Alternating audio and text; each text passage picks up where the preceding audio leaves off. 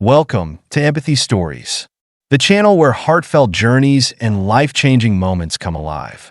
In today's story, we follow a millionaire whose life takes an unexpected turn after a chance encounter with a woman who saved him from tragedy. What he discovers will redefine the meaning of family, love, and second chances. It was a crisp autumn morning in the heart of New York City. The kind of morning where the air bites just a little, and the streets seem alive with the buzz of people heading to work. Mark Harris sat in his penthouse office on the 47th floor of his corporate skyscraper, staring out at the city below, the city that had given him everything: wealth, power, and prestige. At 35, he had built an empire from the ground up, manipulating numbers and people in a world that ran on ambition and ruthless competition. Yet, despite all of his success, something was missing. Loneliness had become his only constant companion, always lurking just beyond the polished surfaces of his life. As Mark stared out at the rain beginning to pour down, his reflection mingling with the city lights and the rain running down the glass, something gnawed at him. He felt unsettled. The success, the fortune, it all felt hollow. He had everything he had ever dreamed of, but deep inside, he knew something wasn't right. The money, the luxury, the control, it had come at a price. He had lost so much along the way, and he was just now beginning to feel it. "Mr. Harris, your last meeting of the day has been canceled due to the storm," came the soft voice of Rebecca, his executive assistant, over the intercom. "Would you like me to call your driver?" "No need," Mark replied, his voice sharper than he intended. "I'll drive myself. I need a break." The truth was, Mark was exhausted, not physically, but emotionally. He had spent years climbing the corporate ladder, step by step, crushing anything in his path. But the higher he climbed, the emptier he felt. He needed to get away from it all, if only for a moment. The black Mercedes-Benz sliced through the rain-soaked streets, gliding smoothly along the wet pavement. But Mark's thoughts remained troubled. The weight of his success seemed heavier with each passing day. It wasn't the business deals or the constant chase for more money that weighed on him. It was the emptiness that had taken root deep in his heart. He had become someone he barely recognized, someone who had forgotten what it meant to care about more than just himself. That's when it happened. The truck came out of nowhere, skidding across the slick road, its tires unable to hold traction on the wet surface. Mark saw it too late, and before he could react, the world spun into chaos. He jerked the steering wheel to the side, but it was no use. The Mercedes lost control, crashing through the guardrail and sending the car tumbling down the side of the road. Glass shattered, metal twisted. The impact was so violent that for a moment, everything went black. His last thought, as consciousness slipped away, was of regret. He had spent so much of his life chasing numbers, chasing power, chasing things that didn't really matter. In that moment, lying in the wreckage, Mark understood he had wasted it all. A soft voice pulled him from the darkness. "Sir, can you hear me?" It was almost musical, like a distant song on the wind. Mark struggled to open his eyes, the taste of blood sharp in his mouth. A young woman was leaning over him, her brown eyes filled with genuine concern, a feeling he hadn't experienced in years. "The paramedics are on their way," she said, her hand taking his firmly. "Stay with me, please." "What's your name?" Mark could barely speak, his voice coming out in a rasp. "Mark Harris," he whispered, surprised at how difficult it was to even form his own name. "Mark, nice to meet you," she said, and there was something in her voice, a calmness, a certainty, that made him believe her. He didn't know why. Perhaps it was the way she spoke, the sincerity in her words. Or maybe, just maybe, because she was the first person in a long time to treat him like a human being rather than a means to an end. "Why are you doing this?" Mark asked, his voice weak. "Because every life matters," she replied simply, as if it were the most obvious thing in the world. As the sirens wailed in the distance, Mark faded in and out of consciousness, but her presence never left him. She stayed by his side, holding his hand through the pain and the confusion. He could feel the warmth of her hand, and even in his foggy state, It offered him a strange comfort. When Mark finally woke up in the hospital, the first thing he noticed was the note sitting by his bedside. It was simple, no frills, no drama, just a few words written in delicate handwriting. Make a good recovery. Mark. Life sometimes gives us second chances for a reason. Sophia. Next to the note was a phone number. Over the next few weeks, as he recovered from the accident, Mark found himself calling that number, reaching out to the woman who had saved his life. Her name was Sophia, and she was a teacher in the Bronx, working with children from underprivileged backgrounds. Mark had lived a life surrounded by the finest things money could buy, but nothing had prepared him for the world that Sophia inhabited. A world of simplicity, compassion, and, most importantly, humanity. Her selflessness was something Mark couldn't comprehend at first. How could anyone be so giving, so purely invested in others? It disturbed him more than he cared to admit. He had spent so many years in the financial world, where every interaction was a transaction. But Sophia didn't care about his bank account or his title. She simply cared about him. Sophia's words during their phone calls kept haunting him. It's not altruism, Mark. It's humanity. Something you have too, even if you've forgotten it. And the more he spoke to her, the more he realized she was right. He had forgotten. Somewhere along the way, he had lost the ability to care, to feel, to be human. But maybe, just maybe, Sophia could help him find his way back. As Mark continued to recover from the accident, something unexpected happened. His days, once filled with board meetings and financial reports, now felt empty without the constant presence of the woman who had saved him. Sophia's voice, calm and steady, had become a lifeline in the midst of his chaotic world. Each conversation brought him closer to a truth he hadn't wanted to face, a truth that scared him more than any business deal ever had. Sophia didn't just save him from the accident that day. She had saved him from the man he had become. She reminded him of everything he had lost in his quest for success, his humanity, his connection to others, his ability to care. One afternoon, as Mark sat in his luxurious office overlooking the city, he couldn't shake the feeling that he was standing at a crossroads in his life. The Santoro Empire stretched out before him, a testament to his years of hard work and sacrifice. But as he looked at the figures on his computer screen, the weight of them felt unbearable. What had he truly built? Was it worth the price he had paid? His phone buzzed on the desk, snapping him out of his thoughts. It was a message from Sophia, something she had written while he was deep in thought. Don't let them turn you into a robot again. Remember to breathe. Mark couldn't help but smile at her words. They were simple, but they had power. She was right. He had spent so long building his empire, creating a life for himself. But at what cost? He was a man with everything and yet nothing at all. It was in this moment that Mark knew he couldn't go back to the way things were. He picked up his phone and, without thinking, called Sophia.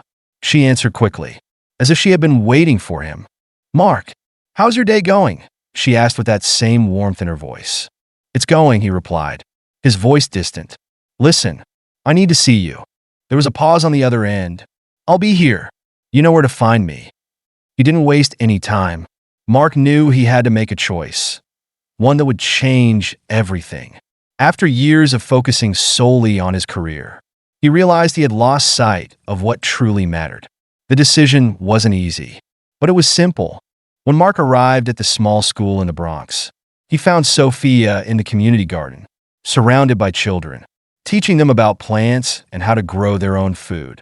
She was wearing jeans, her hair pulled back in a simple ponytail, covered in dirt, and smiling brightly as she interacted with the children. The contrast between her world and his was stark.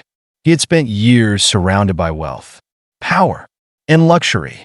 But here, in this small garden, Sophia was creating something far more valuable: connection, hope, and a future for these children who had so little. Mark felt out of place, standing there in his expensive suit. But as soon as she saw him, Sophia smiled and waved, her eyes lighting up. I didn't expect you to show up in a suit, she said with a laugh. Yeah, I'm not used to being in places like this, he admitted, feeling a little self-conscious. But when he saw the way the kids welcomed him, asking him questions and laughing at his unfunny jokes, something inside him clicked. Sophia had taught him something just by being herself. She had taught him that success wasn't about money or status. It was about making a difference, about changing lives, not just increasing bank accounts. I think I've been missing something important, Mark said, his voice soft but full of meaning. I've been so caught up in my world for so long. I didn't even see the value in a place like this. But now I do. This is where real change happens. Sophia smiled, her face glowing with pride. I'm glad you see it. You're starting to see it. Mark, as the day went on, Mark worked with Sophia and the children in the garden, learning how to plant vegetables and listening to the kids share their dreams. For the first time in a long while, Mark felt a sense of peace, a peace he had never found in the glass towers of his empire. That night, after spending the evening helping with dinner at Sophia's apartment, Mark made a decision. He was going to change his life. He was going to do something that mattered, and that something wasn't going to be found in boardrooms or stock exchanges. It was going to be found with Sophia, with the children in the Bronx, and with the Santoro Foundation. He called his assistant, Rebecca. The next morning, cancel all my meetings, he said. I need to focus on something else now. Mark turned his back on the world he had built, the world of high finance, to build a different kind of empire, a foundation that would give back, a foundation that would truly make a difference. And he knew, deep down, that he couldn't do it without Sophia. She had opened his eyes to something he had forgotten. Life isn't about accumulating wealth. It's about creating a legacy of love, kindness, and change.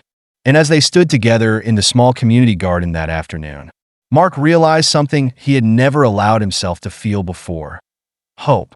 Hope that, maybe, just maybe, this was where he was truly meant to be all along.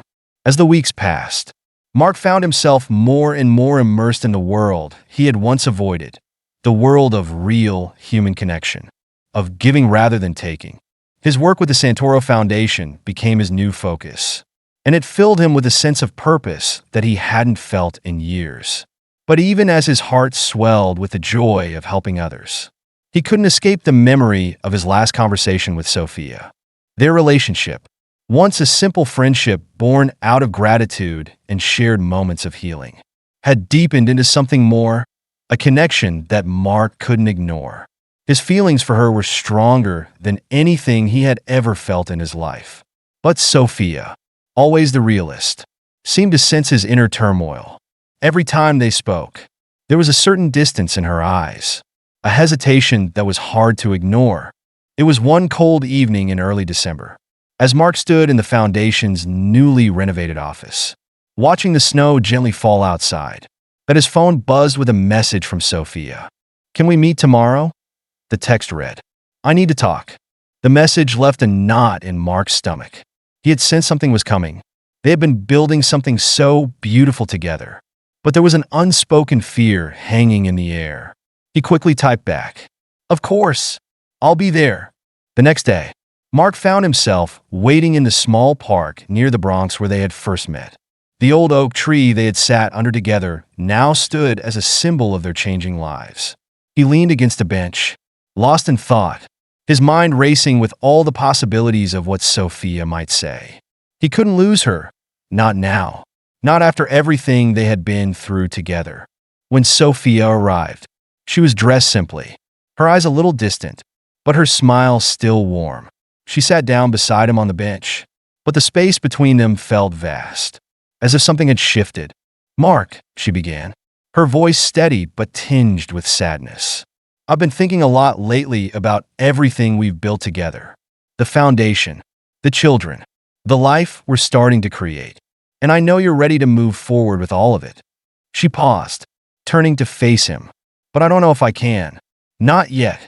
Mark's heart sank, and he felt a sharp pain in his chest. Sophia, No, let me finish, she said softly, placing a hand on his. You've given me a reason to believe in love again.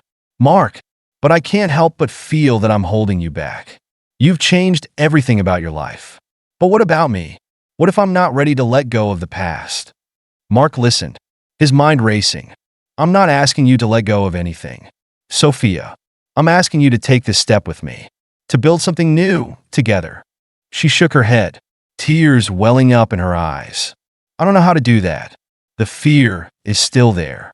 The fear of losing everything if I step too close to you. Mark stood up, pacing in front of her, his thoughts swirling. He couldn't lose her. Not now. Sophia, you're not going to lose everything. Not with me. With us. I'm not just asking you to follow me. I'm asking you to build this life with me. For us, for the kids. Please, just trust me. Sophia looked up at him, her voice trembling. I want to. Mark, I really do. But I can't keep hiding from my past. From what happened. You don't understand. I've spent years running, protecting my heart, and now, I don't know if I can ever be what you need me to be. Mark's heart broke, but he reached out to her, gently cupping her face in his hands. You don't have to be perfect. Sophia, I don't need you to be perfect. I just need you to be with me. Let me help you carry your burdens, just as you've helped me carry mine. Sophia was silent for a long moment, her eyes locked on his, searching his face for something she needed to see. Then, as if coming to a realization, she whispered, I'm scared. Mark, I'm scared of what could happen if we don't make this work. He nodded, his eyes soft. I'm scared, too, but I believe in us.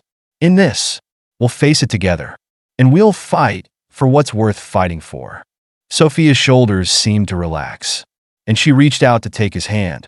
For the first time in what felt like forever, she smiled. It wasn't the guarded smile she had worn for so long, but one that was open, vulnerable. She was willing to try. I'm willing to try, she said, her voice steady now. Mark pulled her into an embrace, holding her close, feeling the weight of her fears, and yet knowing that together, they could overcome anything. We'll make it work, he whispered. We'll make it work. The chapter ends with the two of them standing there, under the oak tree that had witnessed their first meeting, now witnessing the beginning of a new chapter in their lives. For the first time, Mark didn't feel the pressure of the world on his shoulders. He felt lighter, as if the future was something he could actually look forward to. Together, they would face the challenges ahead, not as two people from different worlds, but as partners, united in love and purpose. The days that followed marked a turning point in Mark and Sophia's relationship. There was a newfound clarity between them, one that seemed to breathe life into their once fragile connection. They began to rebuild their lives, slowly and carefully, one step at a time. The weight of the past still lingered, but it was no longer a burden they carried alone. They shared it now, both of them leaning on each other to weather the storms that came their way. Mark had come to realize that no amount of success, no amount of wealth or power, could compare to the peace he now found in spending his days with Sophia and the children. He was no longer the man who sought fulfillment in corporate empires and endless meetings. Instead, he had become someone whose greatest achievement was simply showing up for Sophia, for Liam, for Clara. It wasn't easy. There were moments when doubts crept in, when the weight of what they had both endured seemed too much to bear. Sophia, especially, struggled to reconcile her past with the future Mark envisioned for them. But slowly, her walls began to crumble. She started to trust him more, to let go of the fear that had kept her running for so long. One evening, as they sat on the porch of the house they had moved into, the warmth of the summer air surrounding them, Mark looked over at Sophia. The sun was setting, casting a golden glow across the horizon. And for the first time, he felt a peace he had never known before. Sophia, Mark said, his voice gentle, do you ever wonder what our life could have been like if we hadn't lost all that time? Sophia turned to him, her eyes reflecting the same mixture of hope and sorrow. She had asked herself the same question countless times. I used to, she admitted. But now, I think maybe it was always supposed to happen this way. Maybe we needed to go through all that pain to get to where we are now. Mark smiled, though a trace of sadness remained. I wish I could have been there for you, for the kids. I wish I had been the man I am now when you needed me most. Sophia reached over, taking his hand in hers. You're here now, she said, her voice full of warmth. And that's all that matters. We're here. Together. The simplicity of her words hit him like a wave. It was true. They had come so far. And yet, there was still so much more to do. But Mark no longer felt that overwhelming need to fix everything or to make up for lost time. He had learned that the best way to move forward was to simply live in the present, to be with the people who mattered most, and to cherish every moment they had. Their life together was not perfect. There were still struggles, still remnants of the past that threatened to resurface. But it no longer consumed them. They faced each challenge as a team, each obstacle an opportunity to grow stronger. As the weeks passed, the Santoro Foundation continued to thrive. Mark's passion for the work grew, fueled by the love and support of the family he had always longed for. The foundation's reach expanded, bringing educational resources to communities in need. But Mark knew that this success wasn't just measured by numbers or statistics. It was measured in the lives they touched, the children whose futures were brighter because of the work they were doing. One day, as he sat in his office, reviewing the latest reports, his phone buzzed with a message from Sophia. He opened it quickly. "Can you meet me at the park?" The message read. "Liam and Clara have something they want to show you." Mark's heart skipped a beat. He didn't hesitate. Grabbing his coat, he left the office and headed to the park, his mind racing with thoughts of what the children could possibly want to show him. When he arrived, he found Sophia sitting on a bench, watching Liam and Clara run around with excitement. As he approached, the children turned toward him, their faces lit up with wide smiles. "Dad! Dad!" Clara shouted, running up to him with Liam close behind. "We made something for you." Mark kneeled down, his heart swelling with pride. "What did you make?" "My loves." Liam pulled out a small wooden box, decorated with bright colors and hand-drawn pictures. "It's for you, Dad," he said, his voice filled with excitement.